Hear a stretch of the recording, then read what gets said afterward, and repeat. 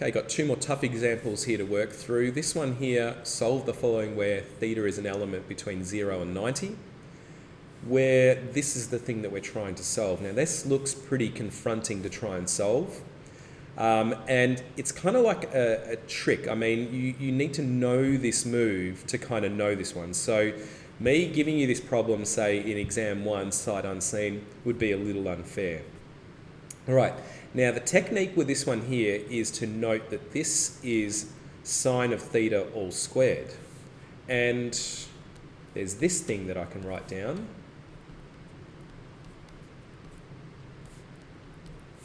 Which is the Pythagorean identity. Now what I'm going to do, for reasons you don't know yet, is I'm going to find out what sine is. I'm going to make sine of theta all squared the subject.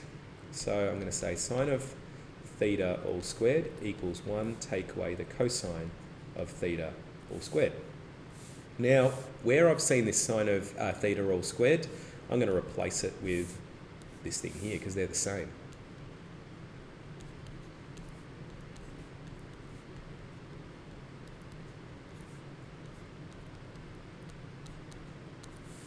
Okay, let's simplify this. So it's going to be cosine of theta all squared, subtract negative cosine of theta all squared. So that's 2 cosine of theta all squared plus cosine of theta, take away 1. All right, now why did I write it in that order? Well, believe it or not, this is an instance of the hidden quadratic. So let A equal the cosine of theta. And if I sub A in here, I get 0 equals 2A squared plus A take 1. Now also it's quite elegant in the fact that this factorizes nicely.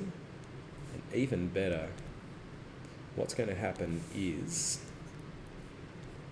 well, let's just factorize it and solve. So I've got 2A take 1 equals 0, A plus 1 equals 0, A equals a half, and A equals negative 1. Now you'll note that A was, is it cosine? A equals cosine theta, not sine.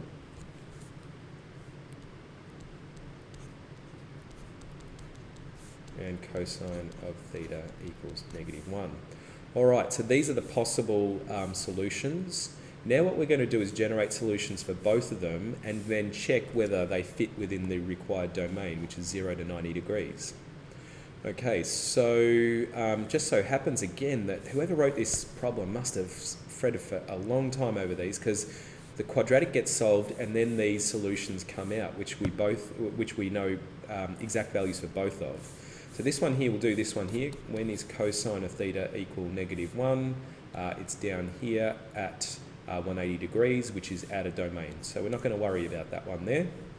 Now, when is the cosine of theta equal a half? That is going to be at this one here, which is pi on 3 or 60 degrees. So theta equals 60 degrees. Now it's also there. Okay, so that's another one there, but because that's going to be out of domain, that's going to be what? 300 degrees. We're not going to worry about that one. So we've got theta equals 60 degrees is the only solution for this, where these will all equal 0. Okay, the next problem. So again, this is a little variation on a Year 12 problem. So what we're going to do to solve this one here is to multiply this by 3. 3 cosine x equals root 3 sine x. I'm going to divide this by cosine, so 3 over root 3, and divide this multiply by root 3 out, equals sine x over cosine x. All right, now the thing you need to know about sine x over cosine x is that is tan x. And 3 on root 3, let's just have a look at that. I'm going to rationalise that, which gives me 3 root 3 over 3, which cancels out to be root 3. So it's just the tan of x equals root 3, where x is an element 0 to 2 pi. And this is one we do know how to solve. So this one, without these moves here, I really can't solve this one. But once I make the moves on it and use my sine on cos and manipulate the thing I'm trying to let it equal to be something more visual that I know, then I can go ahead and solve. So when is tan of x equal to root 3 over the domain 0 to 2 pi? Well, root 3, our base angle is going to be, so that is the high one, that's going to be pi on 3. All right, so it's going to be there at pi on 3, and over here, here's 3 pi on 3, so this is going to be 4 pi on 3. So x is going to be pi on 3 and 4 pi on 3. All right, just check that out with the calculator. So let's just go cosine, oops, I got an error.